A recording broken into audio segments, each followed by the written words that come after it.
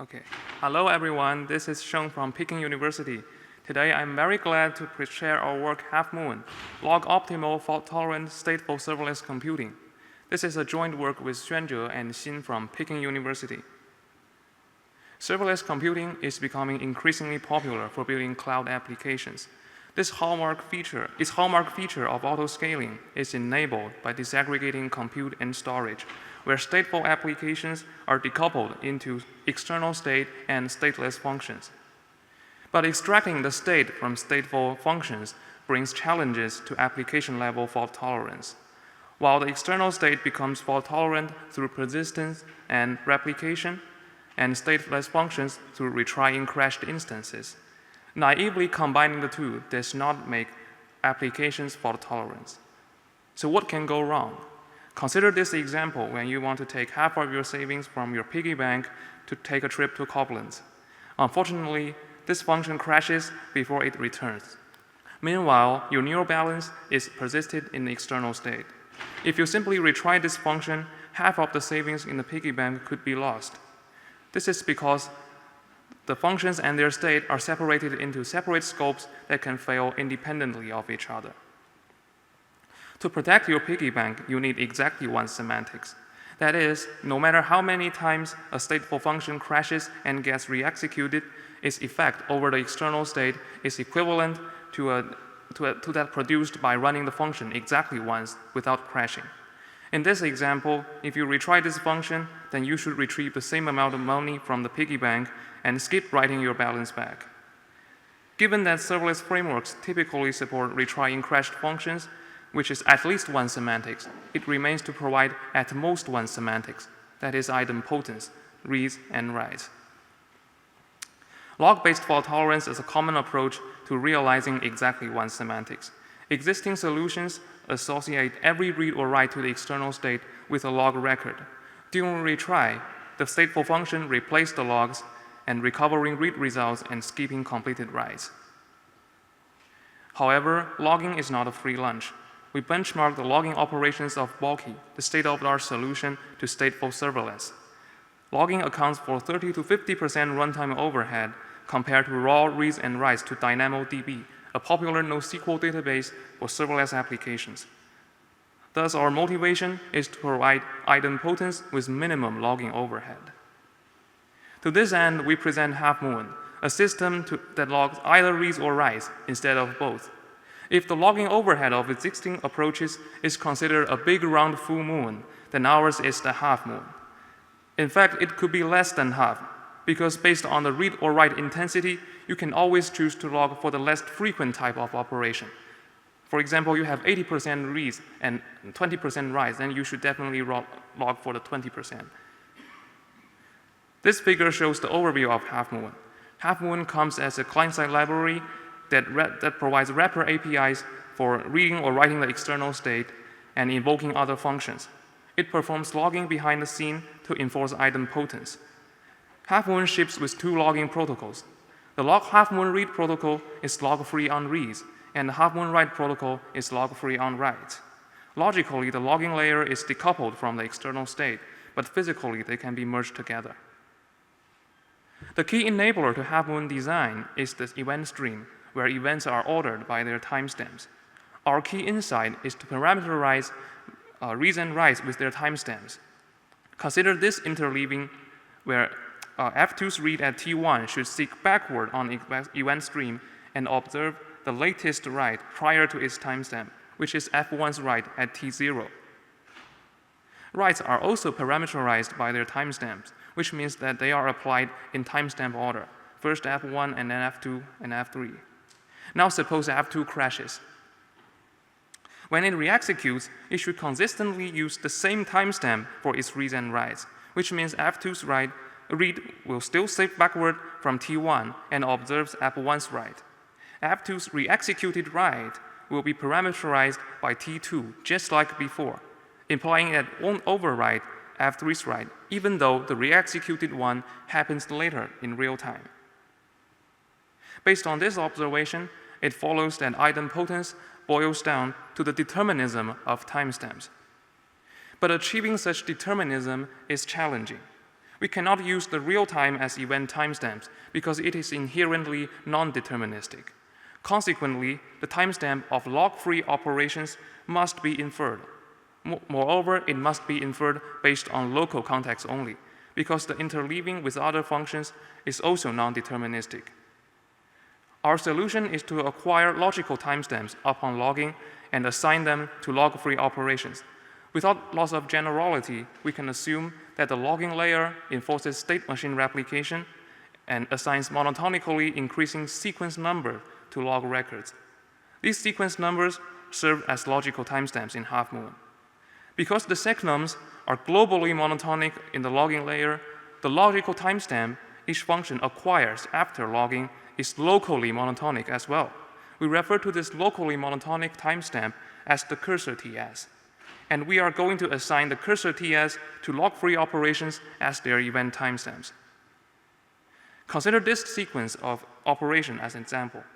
Upon logging the first operation, the function acquires the up-to-date timestamp T1. It then reuses T1 to parameterize the following two log-free operations. It advances the cursor TS to T2 after another log operation and reuses T2 afterwards. This is the basic structure of timestamp management in Halfmoon. For Halfmoon read, log writes advance the cursor TS and reads reuse them, while Halfmoon write is completely the opposite. Remember, our goal is to achieve idempotence with deterministic timestamps. Then we must ensure that the acquisition and assignment of such timestamps are both deterministic. First, the acquisition is deterministic because the logging layer is fault-tolerant, which means you can always refer to the existing log records for the seqnums. And because the operations within a function is executed in a fixed order, reusing the cursor TS is deterministic as well. To sum up, an event is either backed by fault-tolerant log records, where idempotence is ensured by checking existing records in advance, or it is idempotently inferred from records based on deterministic timestamps. Finally, Halfmoon is able to reconstruct the full event stream from partial logs. To be precise, there are two race conditions against idempotence. First, a retried function may race with a previously failed invocation of the same function at the risk of repeating a completed step. This race condition can be avoided using deterministic timestamps I have so far introduced. Second, several invocations of the same function, which we refer to as peer instances, may run concurrently, both attempting to execute the same step. This could happen when a live instance times out due to network error and causes the runtime to launch a new one. We address this race condition by resolving conflicts within the logging layer. Please refer to our paper for details. For now, you can just assume that each log operation is associated with a unique log record. Now I'm ready to present Halfmoon read, the protocol that is log-free on reads. One of its distinct features is the use of multi-versioning in the external state. Intuitively, this is necessary because we need to preserve historical snapshots of the object so as to serve log-free reads across failures. To start with, let's see what a write does. First, it creates a new version of the object in the external state. Then it registers the version number of the new object in the logging layer. The version number serves as a pointer to the actual object. As you see, there is a per object write log containing a sequence of version numbers. The version numbers themselves are not ordered. The order is given by the write log sequence. Now, what a read does first is to reuse the cursor TS, the seqnum of the latest log operation in the function. And suppose now its read timestamp is T2. Then it seeks backwards on the write log of the target object. To be specific, it performs binary search against the seqnums of the write log sequence. It stops at the latest record prior to its timestamp, as the red arrow indicates. Finally, it follows the version number in the write log record to fetch the actual object in the external state. To see why Halfmoon read is correct, let's start from the idempotence of writes. In the first step, Halfmoon requires that functions use deterministic version numbers. If the version number is to be randomly generated, then there should be extra logging for the version number to rule out the randomness. As a result, write never create duplicate versions, which is idempotent.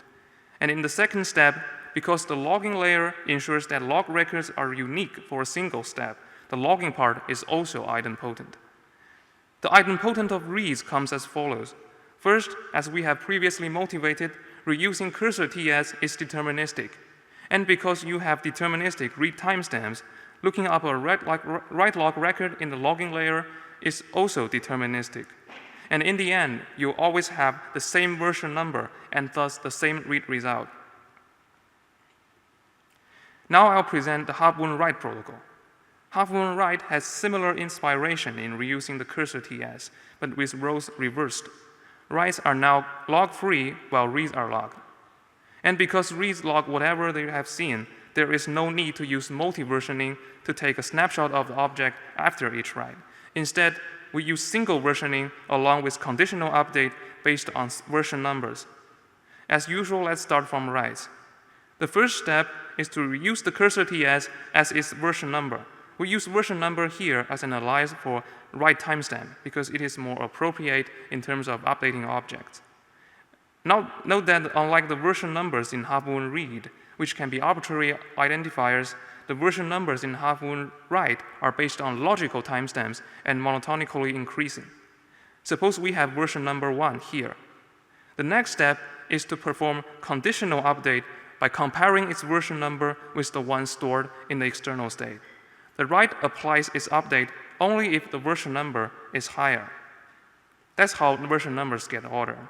In this example, the incoming version number 1 is higher, so the write is applied to the external state. For reads, the first step is to check if there's already a read log record. If so, the read directly returns the logged result. Otherwise, it visits the single version's external state and reads the real-time state.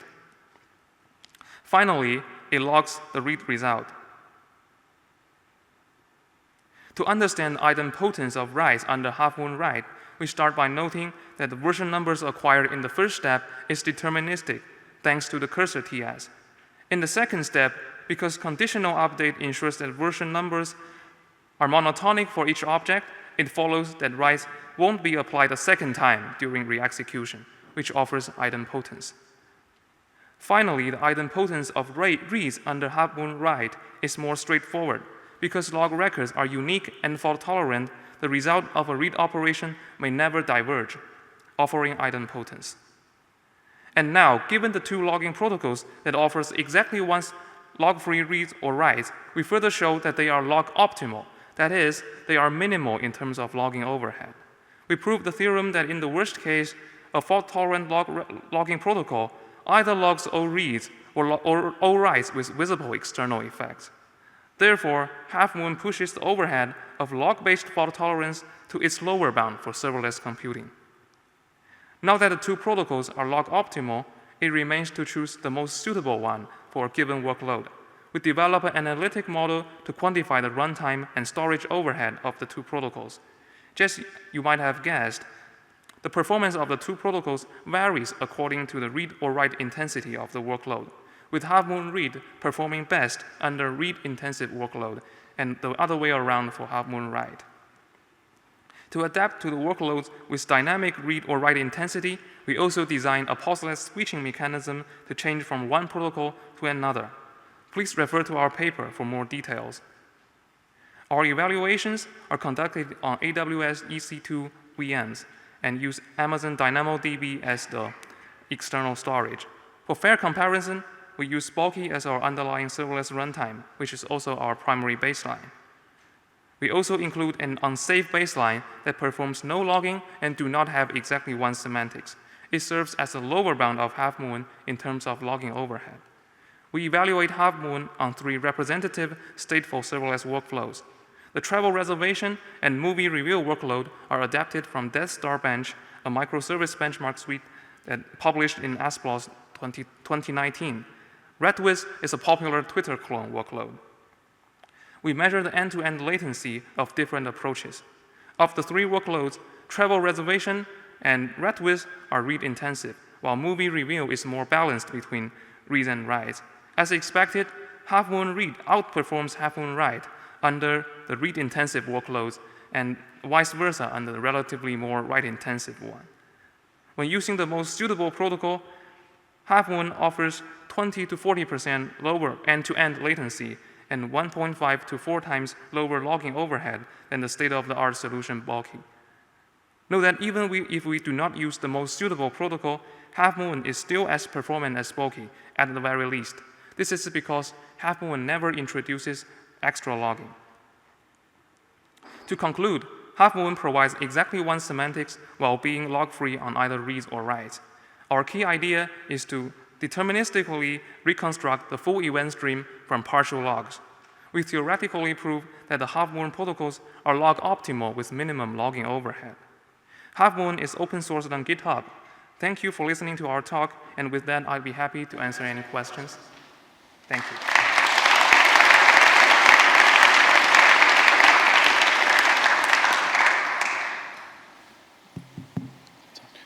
Hi, I'm Doug Terry from Amazon.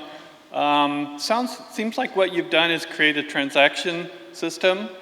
Given that you mentioned DynamoDB, did you compare your system performance-wise to you just simply using DynamoDB transactions? Sorry, the question is a good question. The problem is about the relationship between Halfmoon and transactions, right? So back to the first page where I give the piggy bank example. So our focus in Halfmoon is on non-transactional individual operations, which we believe offers the most flexibility than transactions. For example, if you have a downstream functions that is to be triggered upon a modification to an object, if you wrap it in a transaction, then the triggering would have to be delayed to the end of the transaction, right? But in Halfmoon, there's no delay at all. And in terms of the logging overhead, transaction-based approaches do have some advantages because you only need a begin transaction log at the start and a commit transaction log at the end, right? But in addition to the flexibility problem, as I have previously mentioned, to understand this problem, you also need to consider the Halfmoon protocols separately from our prototype implementation. So our protocol tells you that certain operations should be associated with standalone log records, right? But it does not necessarily tell you that you should perform the logging operations synchronously with each read or write operation. So I think you can perform similar optimizations such as batching or overlapping logging with execution that should provide similar performance as transaction-based approaches. We do not compare with directly compare with Dynamo transactions, which is in line with our previous works.